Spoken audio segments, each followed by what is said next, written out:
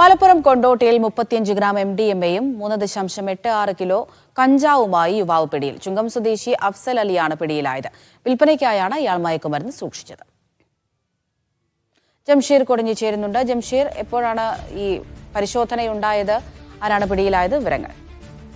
അമൃത, വിൽപ്പനക്കായി വീട്ടിൽ സൂക്ഷിച്ച മയക്കുമരുന്നുമായാണ് കൊണ്ടോട്ടി സ്വദേശിയായ ചുങ്കം സ്വദേശി ഒടക്കൽ അഫ്സൽ അലി എന്ന 36-കാരൻ പിടിയിലായത്. കൊണ്ടോട്ടി കുറുപ്പത്ത് പുളത്തൊടിയിലെ വീട്ടിൽ ഡാൻസഫും കൊണ്ടോട്ടി പോലീസും നടത്തിയ പരിശോധനയിൽ ഇവിടെ മയക്കുമരുന്നുണ്ട് എന്ന വിവരത്തിന്റെ അടിസ്ഥാനത്തിൽ ഡാൻസഫും പോലീസും നടത്തിയ പരിശോധനയിലാണ് 35 ഗ്രാം MDMA, അതോടൊപ്പം തന്നെ 3.86 kg കഞ്ചാവ് എന്നിവ പിടികൂടിയിരിക്കുന്നത്. കൂടാതെ 32,000-ഓളം രൂപയും ഇലക്ട്രിക് ത്രാസുകളും പിടികൂടിയിട്ടുണ്ട്. ഇത് വിൽപ്പനക്കായി സൂക്ഷിച്ചതെന്നാണ് പോലീസ് പറയുന്നത്. ഇയാൾക്ക് കൊണ്ടോട്ടി പോലീസ് സ്റ്റേഷനിൽ കൊലപാതക ശ്രമ കേസും എക്സൈസിൽ ലഹരിക്കടത്ത് കേസും നിലവിലുണ്ട് എന്നും പോലീസ് പറയുന്നുണ്ട്. ഏതായാലും ഇയാളെ ഇപ്പോൾ പോലീസ് പിടികൂടിയിരിക്കുകയാണ്. അമൃത.